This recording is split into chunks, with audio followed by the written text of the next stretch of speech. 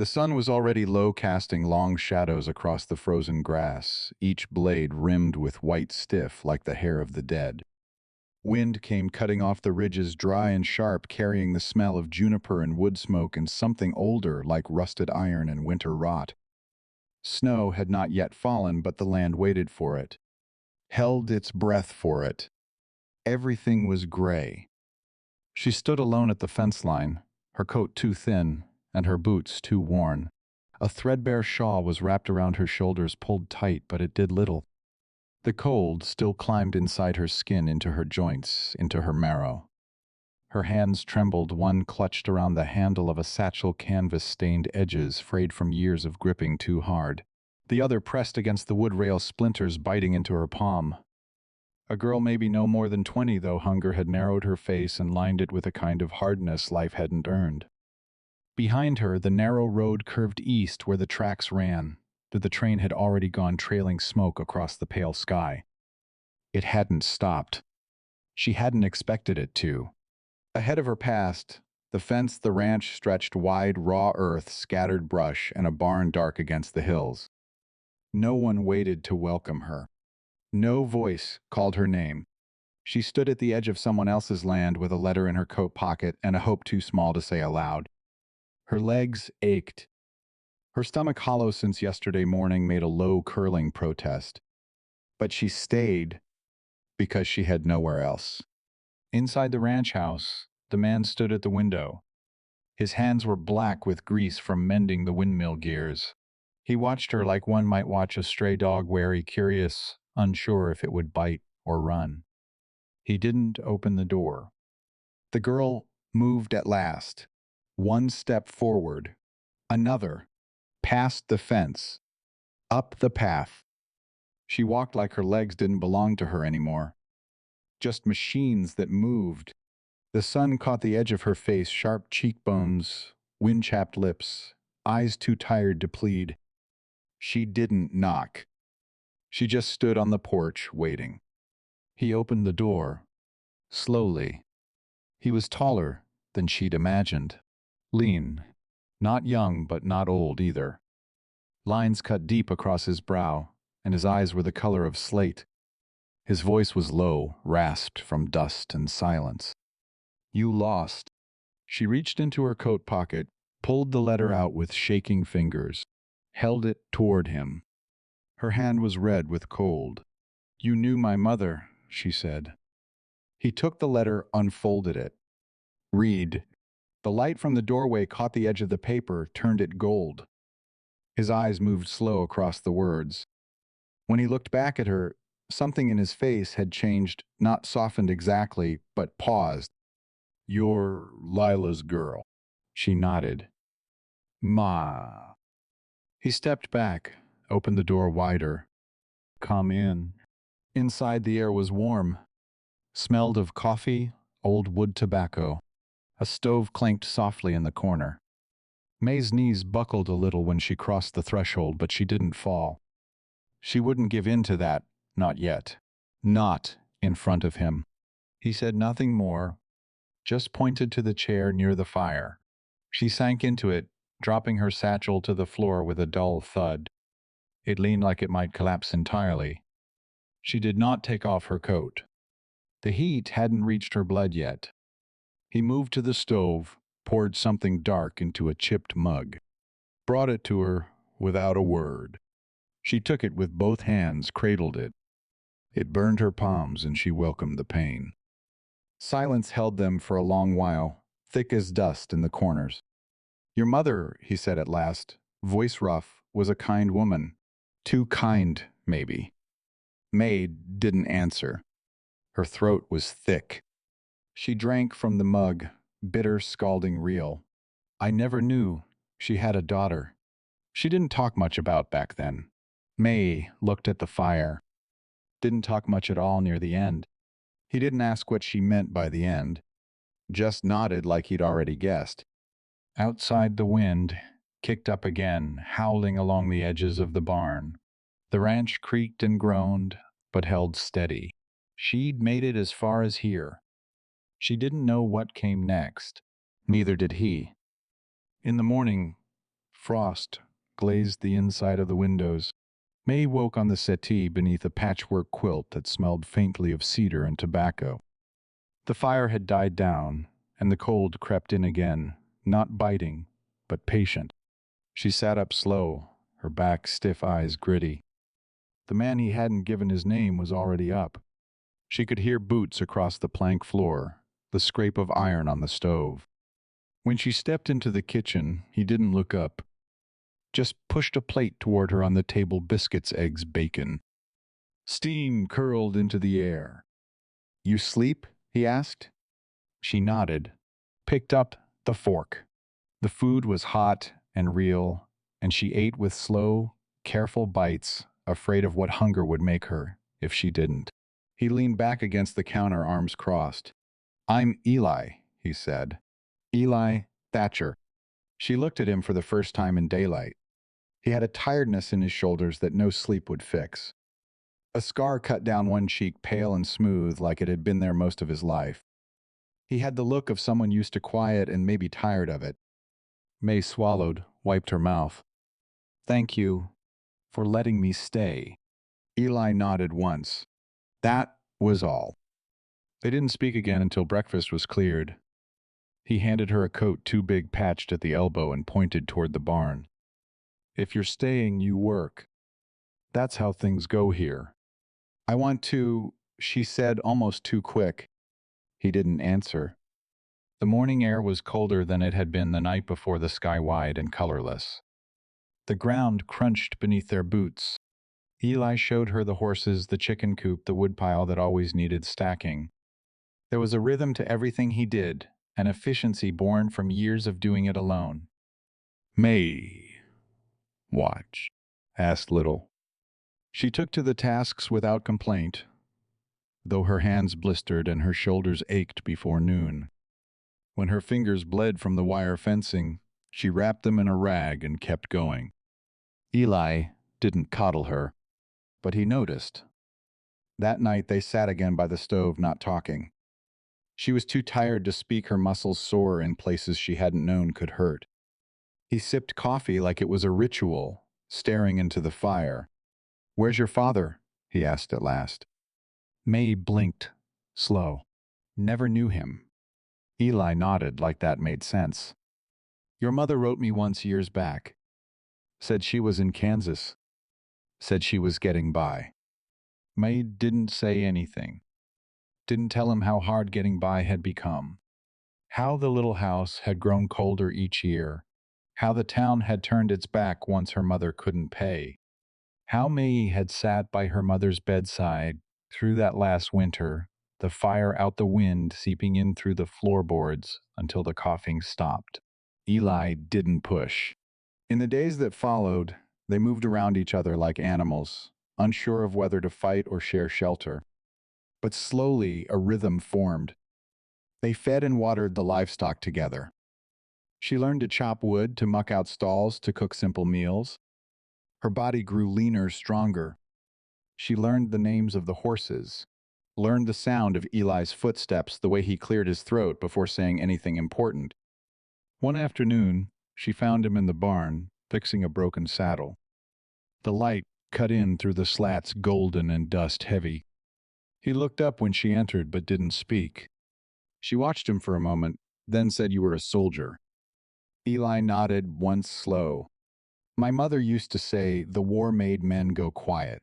"It did. What made you come here?" Eli paused, put down the leather strap. Too much noise everywhere else. May nodded. She understood that. Outside, a hawk circled high, a dark mark against the pale blue. The land stretched around them, empty and wide and hard. But there was a kind of steadiness in it, too, a silence that didn't judge. They worked until dusk. That night, he let her take the last piece of cornbread. She didn't say thank you. He didn't ask for it. But something between them shifted almost imperceptibly. Not warmth, not yet, but something close. A truce. A beginning. Spring came slow to the high plains. The snow retreated in patches, reluctant. Mud slicked the paths between barn and house, and the wind carried the scent of thawing earth of old things waking.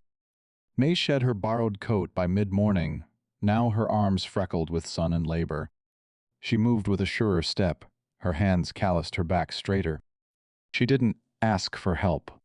Eli didn't offer it, but he noticed when she favored her shoulder after lifting hay bales. He began loading the heavier sacks himself without comment. She started bringing coffee to the fence where he repaired the wire. Little things, nothing spoken. One evening, she returned from the far field with twine tangled in her apron and dirt on her cheeks. Eli was sitting on the porch, whittling. She sat near him without asking. He handed her a knife, a scrap of pine. No words. She whittled badly, sliced her thumb, once hissed and laughed at herself. Eli didn't laugh, but she saw the corner of his mouth twitch. That night, as the fire cracked and wind curled at the eaves, he said, "You got folks anywhere?" She shook her head. Not anymore. He didn't ask more. But she saw the way he looked at her then, like someone finally believing she wasn't going to disappear. Days passed. They mended a wagon wheel together, and when the axle broke a second time, they sat in the dirt and cursed it in near unison. She laughed. Eli let out a rough noise that could have been a laugh too. She asked him once, "Why do you stay out here so far from everything?" He glanced at the hills.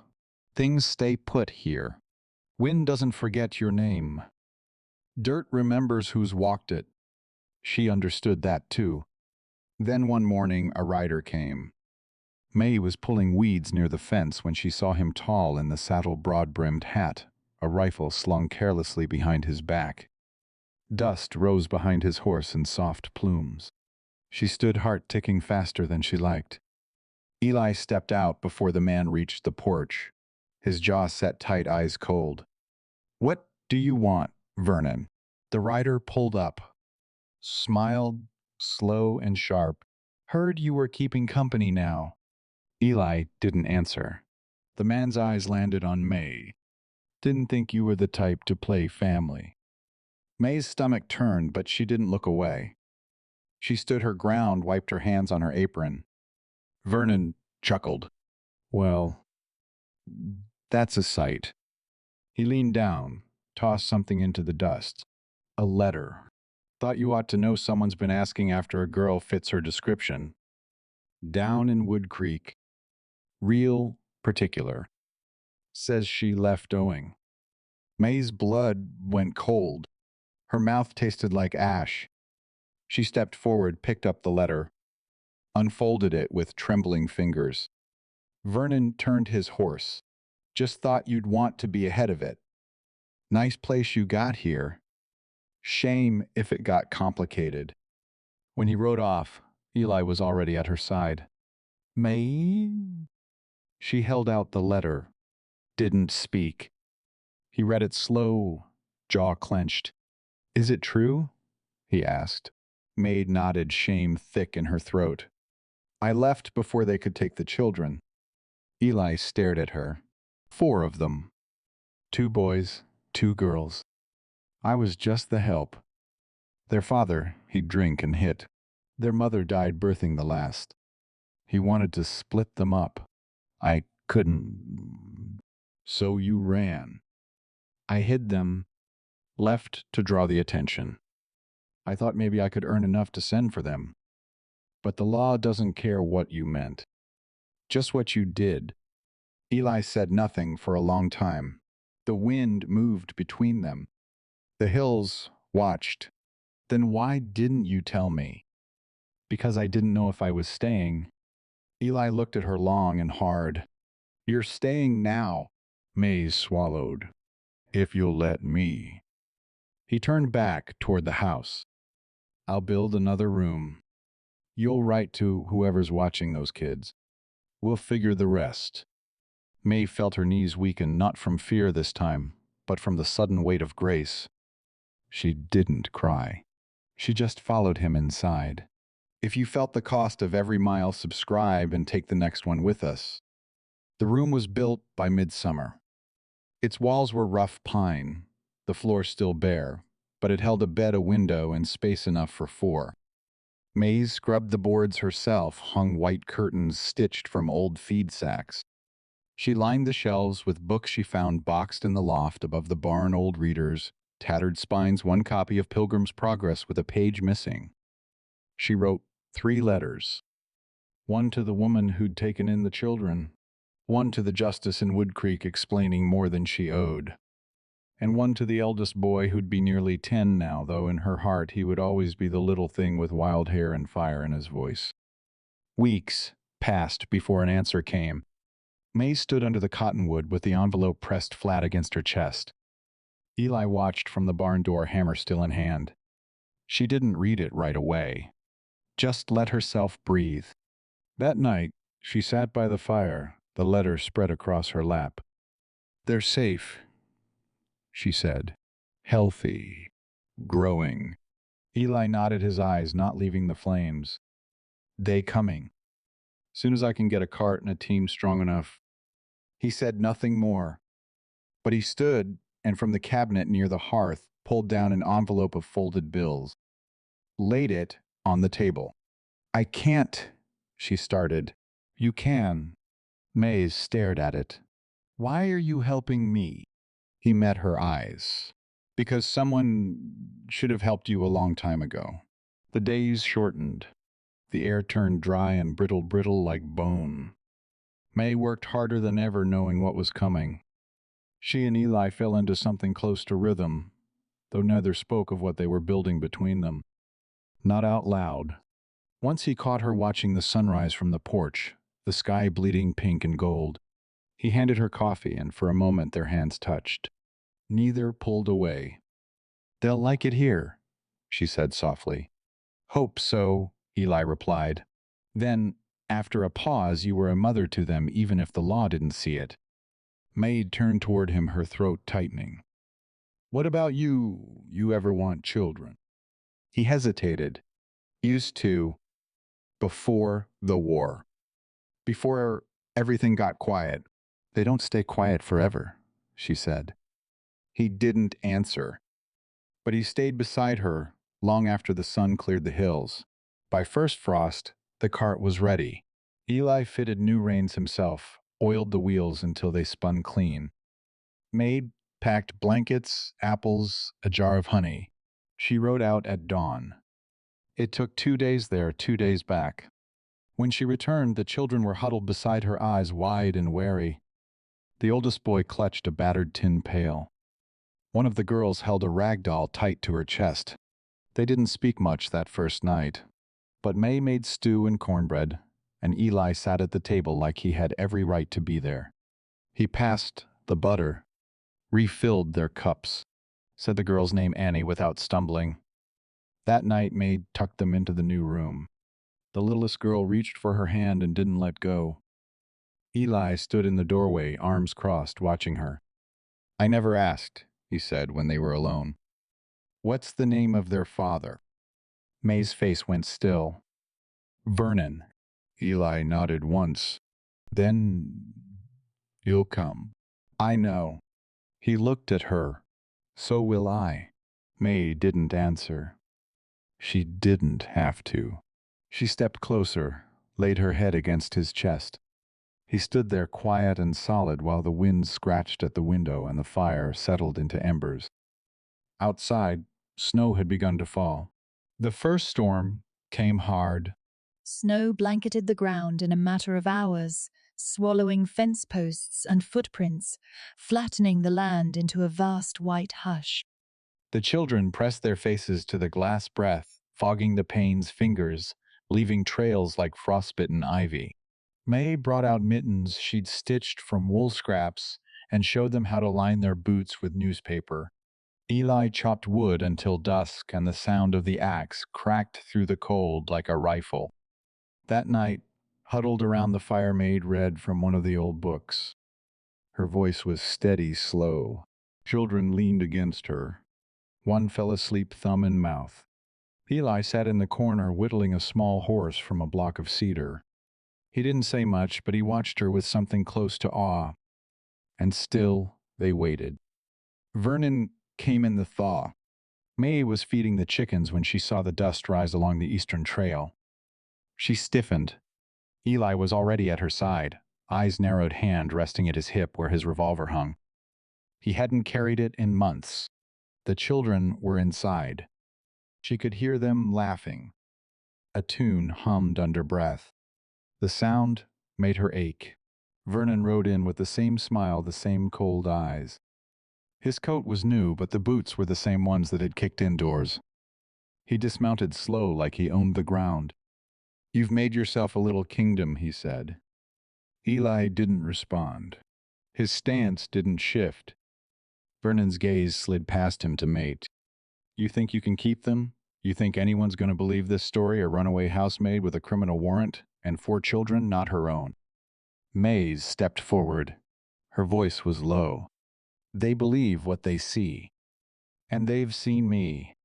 Vernon's face twisted. "The courts in Wood Creek. They've already summoned you. I suggest you come willing." Eli stepped between them. "No, she stays." Vernon sneered. "This isn't your fight." "It is now." The standoff lasted only seconds, but it felt like hours. The wind picked up, tossing grit across the yard. Vernon's hand twitched toward his belt, and Eli drew first. Not the gun, but a piece of paper. A signed affidavit from the judge in Wood Creek, cleared by the testimony Maid had mailed weeks before. Witnesses. Letters from the woman who'd watched the children. A notarized account from the oldest boy, written in shaky but certain handwriting. Eli held it out. "You're not taking them. You have no claim. You come back again, I'll show you the other side of the law." Vernon's smile died. He took the paper, scanned it, color draining from his face. "You'll regret this." Eli's voice dropped. "I already don't." Vernon turned, mounted, and rode off without another word. This time, no one watched him go. Inside, Mays stood frozen. Her knees buckled as soon as the door shut. Eli caught her. She buried her face against his shoulder. "It's done," she whispered. "Almost," he said. That night, Eli nailed a crossbeam over the barn gate and carved a name into it, Thatcher and Hart. A new name. A shared one. Spring came again, softer this time. The land thawed into green. The children ran barefoot through the fields, their laughter trailing behind like ribbons. Maid planted a garden near the porch. Tomatoes, carrots, wildflowers. Eli built a swing from rope and an old saddle plank. They didn't speak of marriage, but she wore his mother's ring. Not gold, but silver and turquoise shaped by hand. They didn't speak of the past anymore either. It lived behind them in letters sealed and burned, in names never spoken again. But the future they spoke of, that often, of more land, of school books, of what kind of horse Annie might ride when she was older. One evening, Eli took her hand as they watched the sun set behind the hills. The children were asleep. The sky was pink, bruised, and beautiful. He brushed her knuckles with his thumb, rough against smooth. "You ever think you'd be happy again?" he asked. She smiled. "I never knew what it looked like." Now she did. In the field, the wind moved through the grass like breath. The fence held. The house stood. The fire glowed behind the windows, and in its light were shadows of a life remade. A man, a woman, and 4 small shapes moving in quiet harmony. Stay with the fire until the next voice rises. Subscribe now.